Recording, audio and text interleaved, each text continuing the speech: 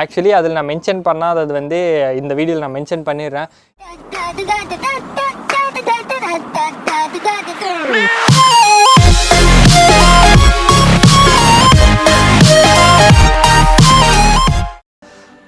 So செம்ம கடுப்பாக இருக்குது கைஸ். அவங்க வந்து ஆக்சுவலி சர்வீஸுமே ஃபஸ்ட்டு சர்வீஸ் நான் ஆல்ரெடி விட்டு எடுத்துட்டேன். ஃபஸ்ட்டு சர்வீஸில் என்ன திரும்ப பண்ணியிருக்காங்க. வணக்கம் riders, welcome back to the channel. நீங்கள் பார்த்துட்டு இருக்க தார்சி ரைடர், நான் உங்கள் உதய். ஸோ இன்றைக்கி வந்து நம்ம 2 மாதத்துக்கு முன்னாடி ஒரு வீடியோ போட்டிருப்போம். நம்ம R15 வந்து ரஸ்ட் இஷ்யூஸ் இருக்குது அப்படின்னு சொல்லிட்டு. அந்த வீடியோவோட தொடர்ச்சியான ஒரு வீடியோ. நீங்கள் அந்த வீடியோ இன்னும் பார்க்கலன்னா அந்த வீடியோக்கு ஒரு கார்டு தரேன், அதை பாருங்கள். அப்போ தான் வந்து என்ன கதை என்ன கான்செப்டுன்றது வந்து உங்களுக்கு புரியும். ஸோ இப்போ வந்து நம்ம ஃபஸ்ட்டு அந்த ரஸ்ட் இஷ்யூஸ் அதில் இருந்துச்சுல்ல, ஆக்சுவலி அதில் நான் மென்ஷன் பண்ணாதது வந்து இந்த வீடியோவில் நான் மென்ஷன் பண்ணிடுறேன். என்னென்னா 7th of January வந்து நம்ம வந்து வண்டி டெலிவரி எடுத்தோம். இந்த வருஷம் 2021 7th of January நம்ம டெலிவரி எடுத்தோம். அன்றைக்கே சின்ன சின்ன ரஸ்ட் இஷ்யூஸ் வந்து நோட் பண்ணோம். அவங்கக்கிட்ட சொன்னோம், அது ரஸ்ட்டே இல்லை அப்படின்னு சொல்லிட்டு சொன்னாங்க. ஸோ அது வேறு கதை. ஸோ அதுக்கப்புறம் வந்து பார்த்திங்கன்னா கொஞ்ச நாள் ஒரு 1 month போச்சு. ஆக்சுவலி போன பிறகு தான் நம்ம இண்டிகேட்டர் மாற்றுறதுக்காக சீட்டை கைட்டணும். அப்போ தான் அதிர்ச்சி சம்பவம் வந்து காத்துக்கிட்டு இருந்துச்சு. ஸோ அதை பார்த்து காண்டாகி தான் நம்ம வந்து கம்ப்ளைண்ட் வந்து ரைஸ் பண்ணோம். ஸோ கம்ப்ளைண்ட் வந்து ரைஸ் பண்ணது வந்து பார்த்திங்கன்னா February 28 வந்து கம்ப்ளைண்ட் வந்து நம்ம ரைஸ் பண்ணோம். இந்த கம்ப்ளைண்ட் வந்து நம்ம மேனுவலாக வந்து டைப் பண்ணி மெயிலுக்கு அமிச்சோம். யமஹாவோட மெயிலுக்கு அமிச்சோம். ஒரு 1 week அந்த மாதிரி வெயிட் பண்ணோம். அதுக்கப்புறம் அந்த மெயிலுக்கு வந்து எந்த ரெஸ்பான்ஸும் இல்லாததுனால திரும்ப யமஹாவோட சைட்டில் போயிட்டு கம்ப்ளைண்ட் ரைஸ் பண்ணோம். ரெண்டுத்துக்கும் டிஃப்ரென்ஸ் இருக்குது. அது வந்து நம்ம டேரெக்டாக வந்து யமஹாவுக்கு வந்து மெயில் பண்ணோம். இதில் வந்து யமஹாவோட சைட்டில் போயிட்டு நம்ம வந்து கஸ்டமர் இது வழியாக கம்ப்ளைண்ட் வந்து ரைஸ் பண்ணோம். இந்த கம்ப்ளைண்ட் வந்து பார்த்திங்கன்னா நம்ம 7th March வந்து யமஹா கிட்ட வந்து இந்த மாதிரி ஒரு கம்ப்ளைண்ட் வந்து அவங்க கிட்ட வந்து சொல்லியிருந்தோம். அவங்க வந்து என்ன பண்ணாங்கன்னா, யமஹாவை கான்டாக்ட் பண்ணதுக்கு நன்றி, ஏதாவது எமர்ஜென்சியாக இருந்துச்சுன்னா யமஹா கால் பண்ணுங்கள் அப்படின்ற மாதிரி சொல்லியிருந்தாங்க. ஸோ அந்த மெயிலை பார்த்துட்டு யமஹாவோட கஸ்டமர் கேருக்கு வந்து நாங்கள் வந்து கால் பண்ணோம். ஆனால் அங்கே வந்து பார்த்திங்கன்னா ஆக்சுவலி காலே வந்து கனெக்ட் ஆகலை. யமஹாவை கான்டாக்ட் பண்ணதுக்கு நன்றின்னு சொல்லிட்டு திரும்ப வந்துருச்சு. ஸோ செம்ம காண்டாயிருச்சு. சரி அப்படின்னு சொல்லிட்டு இதுக்கு கால் பண்ணால் எடுக்க மாட்டேறீங்க. நாங்கள் வந்து ஒரு புக் இருக்கும்ல, நம்ம வண்டி வாங்கும்போது ஒரு புத்தகம் ஒன்று கொடுத்து, ஐயோ இதெல்லாம் கலாய்க்கிற எலமெண்ட். இந்த புத்தகம் மூட்டை கட்டி சும்மா நம்ம வண்டி வாங்கும்போது ஒரு புக் ஒன்று கொடுத்துருப்பாங்க, யமஹாவோட R15 புக்கு. ஸோ இதுக்கு பின்னாடி வந்து ஒரு ஷீட் இருக்கும். இந்த ஷீட்டில் வந்து ஒரு நம்பர் இருக்குது. அதாவது சென்னைக்குன்னு ஒரு நம்பர் கொடுத்துருக்காங்க, மும்பைக்குன்னு ஒரு நம்பர் கொடுத்துருக்காங்க. அந்த மாதிரி வேறு வேறு ஏரியாவுக்கு வந்து வேறு வேறு ஏரியா ஆஃபீஸ் அப்படின்னு சொல்லிட்டு கொடுத்துருக்காங்க. ஆக்சுவலி அந்த நம்பருக்கு வந்து நம்ம கால் பண்ணால் என்ன வந்துச்சுன்னா அதை நீங்களே பாருங்கள். தயவு செய்து உடனடியாக ரீசார்ஜ் செய்யவும். This number does not exist. Please check the number you have dialed. यह नंबर मौजूद नहीं है. कृपया डायल किए गए नंबर की जांच करें. நான் மீதி நம்பருக்கு வந்து ட்ரை பண்ணல. ஆக்சுவலி சென்னைக்கு மட்டும் ட்ரை பண்ணேன். ஏன்னா அதுதான் எனக்கு கிட்ட, வடக்கனுக்கெல்லாம் எடுத்துகிட்டு போக முடியாது. ஸோ இதுலேயும் வந்து இப்படி வந்துருச்சு. ஸோ அதுக்கப்புறம் வந்து நம்ம என்ன பண்ணோன்னா, என்னடா இது ரஸ்ட் இஷ்யூஸ் வந்து அவங்க இன்னும் ரெஸ்பாண்ட் பண்ணலையே அப்படின்னு சொல்லிட்டு நம்ம வேறு ஒரு யுக்தியை வந்து கையில் எடுத்தோம். கௌதமே தூக்கி போடணும்டா நீ இதை. நம்ம வந்து வேறு ஒரு யுக்தியை வந்து கையில் எடுத்தோம். அமேசான்லேருந்து நம்மளே வாங்கி நம்மளே அடிச்சுக்கலாம் அப்படின்ற ஒரு முடிவு கண்டு நம்மளே வந்து ப்ராடக்ட்லாம் வந்து வாங்கியிருக்கோம். ஸோ அது எப்படி பண்ணுறதுன்றதை வந்து நான் சொல்லிடுறேன். ஸோ இது சொல்கிறதுக்கு முன்னாடி ஒரு விஷயம் நான் சொல்கிறேன். சில பேர் வந்து ப்ரோ நீங்கள் நியரஸ்ட்டு ஷோரூம் வந்து கான்டாக்ட் பண்ணலாம் அப்படின்னு சொல்லிட்டு சொல்லியிருந்தீங்க. நியரஸ்ட்டு ஷோரூமில் தான் இவ்வளோ கோளாறு வந்து நடந்துச்சு. ஸோ அதனால் வந்து அவங்கக்கிட்ட ரஸ்ட்டே இல்லைன்னு சொல்லிட்டு சமாளித்தாங்க. ஸோ அதனால் அவங்கக்கிட்ட வந்து திரும்ப எடுத்துகிட்டு போகிறது வந்து எனக்கு மனசு இல்லை.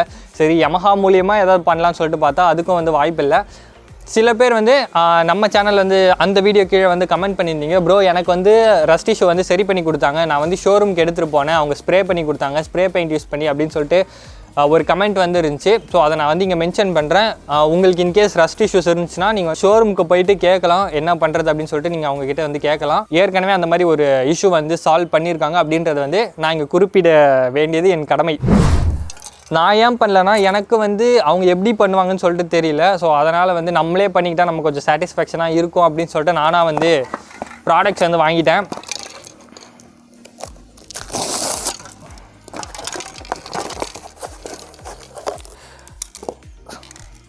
ஸோ நான் வந்து பிளாக் கலர் மேட் பெயிண்ட் ஒன்று வாங்கியிருக்கேன். அதுக்கப்புறம் வந்து ப்ரைமர் ஒன்று வாங்கியிருக்கேன். ஸோ இப்போ இந்த ப்ரைமர்னால என்ன யூஸ் அப்படின்னு சொல்லிட்டு கேட்டிங்கன்னா, இந்த ப்ரைமர் வந்து எக்ஸ்ட்ரா ஒரு லேயராக வந்து ஆக்ட் ஆகும். இந்த லேயர் எதுக்கு யூஸ் ஆகும் அப்படின்னு சொல்லிட்டு பார்த்தீங்கன்னா, அவ்வளோ ஈஸியாக ரஸ்ட்டாக விடாது.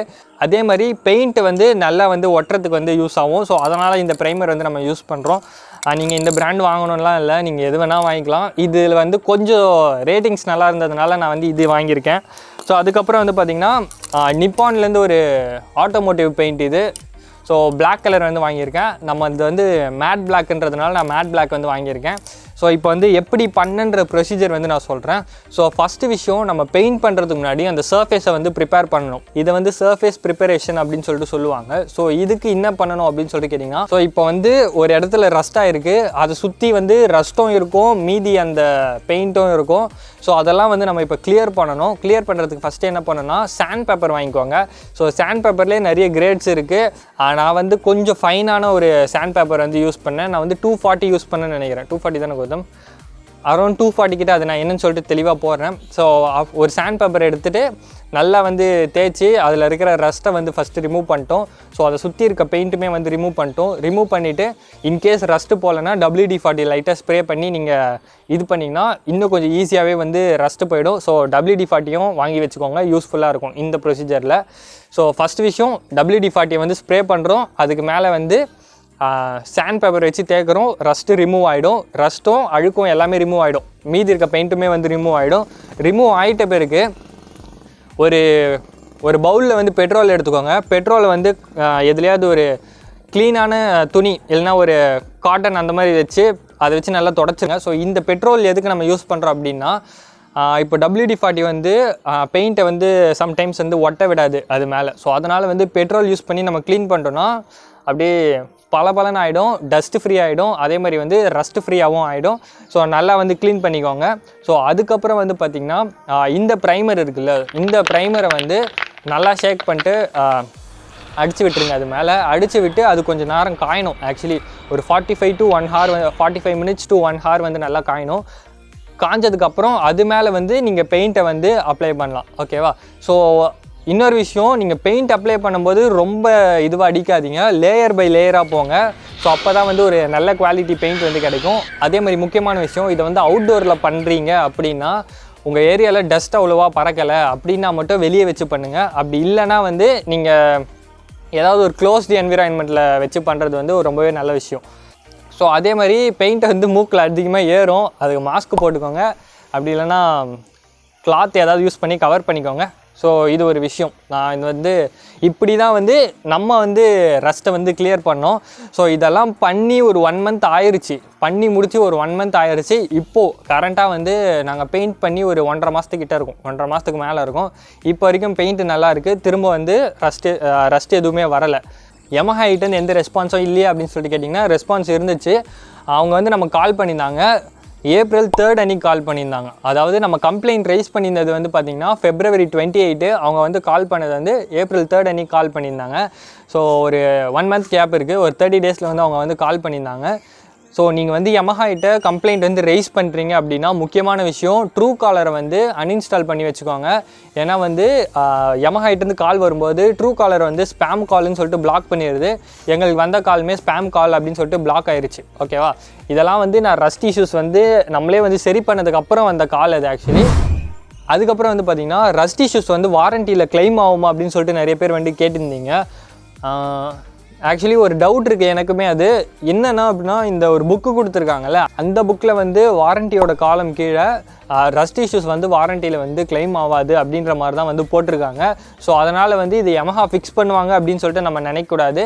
பட் இருந்தாலும் நம்ம அன்றைக்கே வந்து நோட் பண்ணோம். ஸோ அதுதான் வந்து பாயிண்ட். ஆக்சுவலி நம்ம வந்து டெலிவரி எடுத்த அன்றைக்கே வந்து நோட் பண்ணோம். ஓகேவா? ஸோ இன்னும் சில பேர் வந்து நீ வாங்கும்போதே பார்த்து வாங்கியிருக்கணும் அப்படின்றதையும் வந்து மென்ஷன் பண்ணியிருந்தீங்க. நான் வந்து வாங்கும்போது சின்னதாக தான் இருந்துச்சு. ஆக்சுவலி நான் வந்து அந்த வீடியோவில் வந்து சொல்லியிருப்பேன், அங்கங்கே சின்னதாக இருக்கும். ஓகேவா? மேஜராக எங்கே இருந்துச்சுன்னா சீட்டை கழட்டி சீட்டு கீழே தான். ஸோ வாங்கும்போது யார் வந்து சீட்டை வந்து கழட்டி பார்த்து வாங்குவான்னு சொல்லிட்டு எனக்கு ஐடியா கிடையாது எனக்கு சீட்டை கழட்டி பார்த்து வாங்காததெல்லாம். ஸோ இன்கேஸ் இனிமேல் நீங்கள் வாங்குறதா இருந்தால் அதையும் வந்து செக் பண்ணுங்கள். சீட்டையும் கழட்டி பார்த்து வந்து செக் பண்ணுறது வந்து ஒரு நல்ல விஷயம் அப்படின்னு சொல்லிட்டு நினைக்கிறேன் நான். குறிப்பாக பேக் சீட்டை வந்து கழட்டி பாருங்கள். ஓகேவா? ஸோ இதை தாண்டி வேறு என்ன கமெண்ட் வந்து அதுக்கு வந்துருந்துச்சு. அதே மாதிரி வந்து நீ பைக்கை வந்து மழையில் நிறுத்தியிருப்ப, நீயா வந்து வாஷ் பண்ணியிருக்க, நிறைய தடவை வாஷ் பண்ணியிருக்க அப்படின்னு வந்து சொல்லியிருந்தீங்க. நான் வண்டியை வந்து வாஷ் பண்ணதே வந்து ஷோரூமில் தான் வாஷ் பண்ணாங்க. டெலிவரி எடுக்கும்போது ஒரு தடவை வாஷ் பண்ணாங்க, அதுக்கப்புறம் வந்து ஃபஸ்ட்டு சர்வீஸ் அப்போ ஒரு தடவை வாஷ் பண்ணாங்க. 2 தடவை தான் வண்டியை வந்து வாஷே பண்ணியிருக்காங்க. ஸோ ஏன்னா வந்து அதுக்கப்புறம் மழைலாம் பெய்யல, இட்ஸ் சம்மர் டைம் தான் நம்ம எடுத்தப்போ. இட்ஸ் ரொம்ப கிளியர் ஸ்கை, சூரியன்ஸ் கொளுத்திங், இட்ஸ் டூ ஹாட், வேர்த்து கோட்டிங். அதே மாதிரி நான் வந்து வண்டி நிறுத்துகிற இடம் வந்து பார்த்தீங்கன்னா க்ளோஸ்டாக இருக்கும், ஃபுல்லாக ஒரு ரூம் மாதிரி இருக்கும். அதுக்குள்ளே தான் வந்து நான் வந்து வண்டியை வந்து பார்க் பண்ணுவேன். ஸோ அப்படி இருக்கும்போது தண்ணி வந்து உள்ளே போகிறதுக்குலாம் வந்து வாய்ப்பில்லை. காற்றுல வந்து மாஸ்டர் கண்டென்ட்டும் இல்லாத ஒரு சீசன் தான் அது, ஓகேவா? ஸோ அந்த விஷயத்தை வந்து நான் கிளியர் பண்ணோம் அப்படின்னு சொல்லிட்டு நினச்சேன். யமஹாவில் மட்டும்தான் இந்த இஷ்யூ இருக்கா அப்படின்னு சொல்லிட்டு கேட்டிங்கன்னா கண்டிப்பாக கிடையாது. ரஸ்ட் இஷ்யூஸ் வந்து ஆக்சுவலி வந்து மெஜாரிட்டி ஆஃப் தி பைக்ஸில் இருக்குது. அதாவது ஈவன் கேடிஎம்மில் கூட என் வண்டியில் டிஸ்க் வந்து ரஸ்ட்டாக இருக்குது. அதுக்கப்புறம் வந்து பார்த்திங்கன்னா லைக் பஜாஜில் வந்து நான் நோட் பண்ணியிருக்கேன், பஜாஜ் பல்சர் சீரீஸில் வந்து நான் நோட் பண்ணியிருக்கேன் ரஸ்ட் இஷ்யூஸ். ஸோ நம்ம வந்து ஒரே பிராண்டை வந்து டார்கெட் பண்ணுறோம். R15 மட்டும் டார்கெட் பண்ணுறேன், RC மட்டும்தான் எனக்கு பிடிக்கும், R15 நீ டார்கெட் பண்ணுறேன் அப்படின்னு கேட்டிங்கன்னா கண்டிப்பாக கிடையாது. ஏன்னா வந்து நம்மளுமே வந்து 1.8 கொடுத்து தான் அந்த வண்டியை வந்து வாங்கி வச்சுருக்கோம். அதாவது R15 வந்து வாங்கி வச்சுருக்கோம்.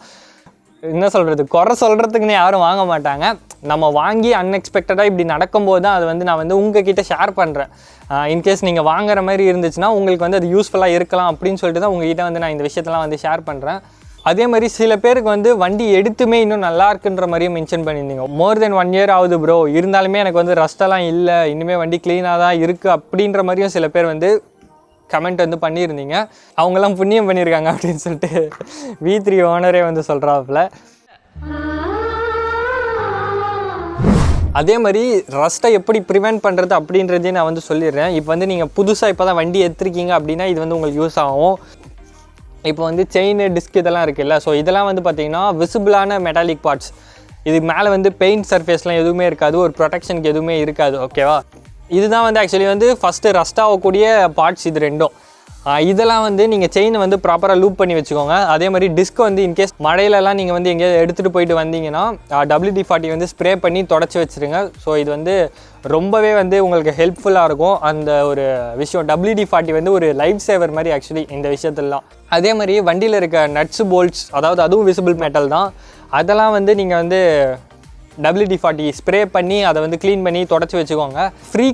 ரொம்ப ஃப்ரீக்வெண்ட்டாக வந்து வண்டியை வாஷ் பண்ணாதீங்க. ஸோ அதுக்கப்புறம் வந்து கடையில் கொடுத்து வாஷ் பண்ணாதீங்க. ப்ரெஷர் வாஷர் வச்சு ரொம்ப ஃபோர்ஸாக வந்து வாஷ் பண்ணாதீங்க. ஏன்னா நீங்கள் ப்ரெஷர் வாஷர் யூஸ் பண்ணும்போது ஆக்சுவலி சீட்டு கீழே லைட்டாக கேப் இருக்கும். அங்கே பேனல் கேப்ஸ் தெரியும் R15ல. சீட்டு கீழே அதே மாதிரி கொஞ்சம் கேப் இருக்கும். ஸோ அது வழியாக தண்ணி வந்து உள்ளே இறங்கிடும், ஓகேவா? உள்ளே இறங்கி தான் ஆக்சுவலி அது அப்படி ஆயிருக்குன்னு நினைக்கிறேன், என் கெஸ் அது. ஸோ அது என்னன்னு சொல்லிட்டு நமக்கு தெரியாது, அவங்க என்ன பண்ணாங்களோ தெரில. ஸோ அதே மாதிரி ப்ரெஷர் வாஷர் வந்து யூஸ் பண்ணாதீங்க. நீங்களே வந்து வீட்டில் க்ளீன் பண்ணுறது ரொம்ப நல்லது. அதே மாதிரி க்ளீன் பண்ணாலும் ஒரு ஹேர் ட்ரையர் அந்த மாதிரி ஏதாவது வச்சு நல்லா ப்ளோ அவுட் பண்ணி மொத்தமாக வாட்டர்லாம் எடுத்துருங்க. மொத்தமாக வந்து ப்ளோ அவுட் பண்ணி வாட்டர்லாம் எடுத்துருங்க. அப்படி உங்களால் அப்படி பண்ண முடியல அப்படின்னா நீங்கள் வந்து வண்டியை வந்து மார்னிங் டைமில் வாஷ் பண்ணிட்டு, அதாவது கொஞ்சம் வார்மான அந்த மைக்ரோவேவ் ஓவனில் வச்ச மாதிரி ஒரு டெம்பரேச்சர் வந்து மெயின்டைன் பண்ணி எங்கேயாவது நிழலில் விட்டுக்கோங்க. ஸோ அந்த மாதிரி வேணால் நீங்கள் பண்ணலாம். ஸோ ரஸ்ட்டை ப்ரிவெண்ட் பண்ணுறதுக்கு இதெல்லாம் பண்ணிங்கன்னா கொஞ்சம் கை கொடுக்கும் அப்படின்னு சொல்லிட்டு சொல்லலாம். அதே மாதிரி வந்து ரெகுலராக வந்து பைக்கை செக் பண்ணிக்கிட்டே இருங்க. எப்போ வேணால் ரஸ்ட் ஆகிறதுக்கு, எந்த பைக்காக இருந்தாலும் சரி, எப்போ வேணால் ரஸ்ட் ஆகிறதுக்கு வந்து வாய்ப்பு இருக்குது.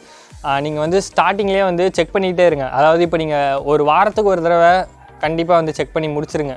செக் பண்ணிட்டு ஏதாவது ரஸ்ட்டு இனிஷியலாக கொஞ்சமாக தெரிஞ்சதுனா கூட WD-40 அது தலை மேலே அடிச்சு தேய்ச்சிருங்க. அவ்வளோதான் மக்கள்ஸ், ரஸ்ட் இஷ்யூஸ் பொறுத்த வரைக்கும் அவ்வளோதான். இன்கேஸ் உங்கள் வண்டியில் இருந்துச்சுன்னா ஒரு தடவை யமஹா கால் பண்ணி ரெஸ்பான்ஸ் எப்படி இருக்குன்னு பாருங்கள். அப்படி இல்லைனா பக்கத்தில் இருக்க ஷோரூமில் விட்டு என்ன சொல்கிறாங்க அப்படின்னு சொல்லிட்டு கேட்டுக்கோங்க. அப்படி இல்லைனா வந்து நல்ல ஏதாவது ஒரு ஷாப்பில் கொடுத்து பெயிண்ட் பண்ணிக்கோங்க. அப்படி இல்லைனா நீங்களே பண்ணுற மாதிரி உங்களுக்கு ஐடியா இருந்துச்சுன்னா நீங்களே பண்ணிக்கோங்க. ஸோ அவ்வளோதான் மக்கள்ஸ் இந்த வீடியோக்கு. நிறைய பேர் வந்து ரஸ்ட் இஷ்யூஸ் என்ன ஆச்சுன்னு ரொம்ப நாளாக வந்து கேட்டுக்கிட்டு இருந்தீங்க. ஸோ இப்படி தான் நாங்கள் வந்து சால்வ் பண்ணோம், சொல்கிறதுக்கு எதுவும் இல்லை. ஸோ அவ்வளோதான் மக்கள்ஸ் இந்த வீடியோக்கு. இந்த வீடியோ பிடிச்சிருந்துச்சுன்னா லைக், ஷேர், அதுக்கப்புறம் சப்ஸ்கிரைப் பண்ணி வச்சுக்கோங்க. ஸோ நன்றி மக்கள்ஸ்.